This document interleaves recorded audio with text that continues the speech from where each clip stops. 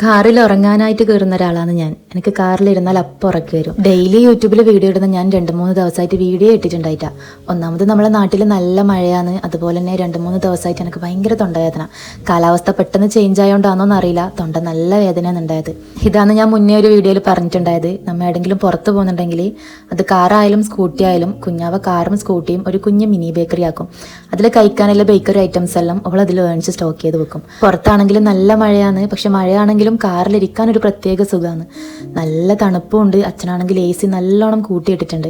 അങ്ങനെ തണുത്ത് വിറച്ച് നമ്മൾ നേരെ പോയത് കാഞ്ഞങ്ങാടേക്കാണ്. അച്ഛനും അമ്മക്കും കുറച്ച് അധികം സാധനങ്ങൾ മേടിക്കാനുണ്ടായിന്.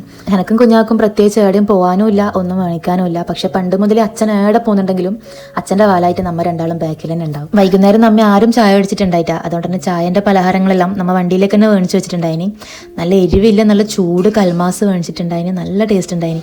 സ്വതവേ എനിക്ക് എരിവില്ല ഐറ്റംസ് ഒന്നും അത്ര വലിയ ഇഷ്ടമല്ല. പക്ഷേ ഈ ഒരു കൽമാസ് എന്താണെന്ന് അറിയില്ല, നല്ല ടേസ്റ്റ് ഉണ്ടായിന്. അങ്ങനെ ഓരോ വർത്താനവും പറഞ്ഞ് ഓരോ പാട്ടും പാടി നമ്മൾ നേരെ എത്തിയത് പയ്യന്നൂരാണ്. എൻ്റെ എല്ലാ കോപ്രായങ്ങളും കാണിക്കുന്നത് ഞാനിതാ ഇവരുടെ അടുത്തായിരിക്കും. ആരും മുന്നിലും പാട്ട് പാടാത്ത ഞാൻ ഈ കാറിലെത്തിയാൽ യേശുദാസും ചിത്രയും എല്ലാം ഞാൻ തന്നെ ആയിരിക്കും. ഞാൻ മാത്രമല്ല, എല്ലാവരും ഓരോരോ പാട്ട് പാടുന്നുണ്ട്. അതിനിടയിൽ വണ്ടി സ്റ്റോപ്പാക്കിയിട്ട് അച്ഛനും അമ്മക്കും കുറച്ച് സാധനങ്ങൾ മേടിക്കാനുണ്ടായിന്. ഞാനാണെങ്കിൽ കാറിൽ നിന്ന് പുറത്തിറങ്ങിയിട്ടേ ഉണ്ടായിട്ട്. എനിക്ക് മഴ ആയതുകൊണ്ട് തന്നെ ടൗണിലേക്ക് ഇറങ്ങാൻ എന്തോ ഒരു മടി.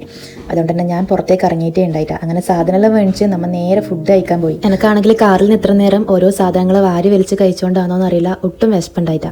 അമ്മ പിന്നെ ഫുഡ് കഴിക്കുന്നത് നന്ന കുറവാണ്. ഒരു ഫുഡ് മേടിച്ചാൽ തന്നെ അതിൽ പകുതിയും വേസ്റ്റ് ആവും. അതുകൊണ്ട് തന്നെ ഞാൻ പറഞ്ഞു, ഞാനും അമ്മയും ഒന്ന് കഴിച്ചോളാന്ന് പറഞ്ഞു. നമുക്ക് രണ്ടാക്കും കൂടി ഒന്ന് മതി എന്ന് പറഞ്ഞു. കുഞ്ഞാവ് അൽഫാമും ഞാൻ അപ്പം പൊള്ളിച്ചതും എന്ന് പറഞ്ഞിട്ടുണ്ടായത്. അച്ഛന് പിന്നെ എവിടെ പോയാലും ബീഫാണ് കൂടുതൽ ഇഷ്ടം.